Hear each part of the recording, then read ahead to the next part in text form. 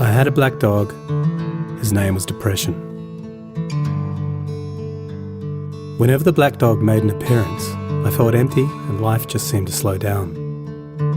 He could surprise me with a visit for no reason or occasion. The black dog made me look and feel older than my years. When the rest of the world seemed to be enjoying life, I could only see it through the black dog.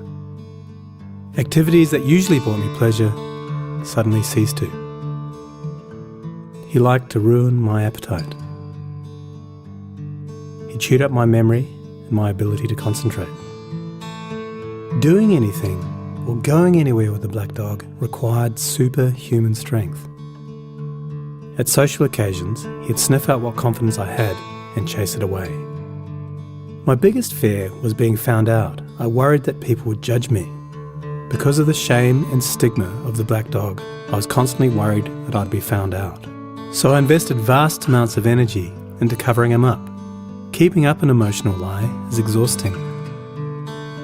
Black dog could make me think and say negative things. He could make me irritable and difficult to be around. He would take my love and bury my intimacy. He loved nothing more than to wake me up with highly repetitive and negative thinking. He also liked to remind me how exhausted I was going to be the next day. Having a black dog in your life isn't so much about feeling a bit down, sad or blue. At its worst, it's about being devoid of feeling altogether. As I got older, the black dog got bigger and he started hanging around all the time. I'd chase him off with whatever I thought might send him running. But more often than not, he'd come out on top. Going down became easier than getting up again. So I became rather good at self-medication, which never really helped. Eventually, I felt totally isolated from everything and everyone. The black dog had finally succeeded in hijacking my life. When you lose all joy in life, you can begin to question what the point of it is. Thankfully, this was the time that I sought professional help. This was my first step towards recovery and a major turning point in my life. I learned that it doesn't matter who you are, the black dog affects millions and millions of people.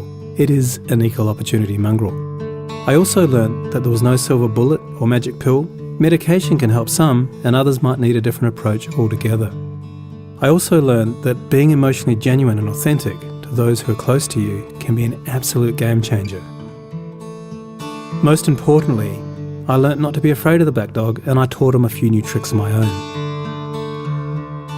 The more tired and stressed you are, the louder he barks, so it's important to learn how to quiet your mind. It's been clinically proven that regular exercise can be as effective for treating mild to moderate depression as antidepressants, so go for a walk or a run and leave the mutt behind. Keep a mood journal. Getting your thoughts on paper can be cathartic and often insightful. Also keep track of the things that you have to be grateful for. The most important thing to remember is that no matter how bad it gets, if you take the right steps, talk to the right people, black dog days can and will pass. I wouldn't say that I'm grateful for the black dog, but he's been an incredible teacher. He forced me to reevaluate and simplify my life. I learnt that rather than running away from my problems, it's better to embrace them. The black dog may always be part of my life, but he'll never be the beast that he was. We have an understanding. I've learned through knowledge, patience, discipline and humour, the worst black dog can be made to heal. If you're in difficulty, never be afraid to ask for help. There is absolutely no shame in doing so. The only shame is missing out on life.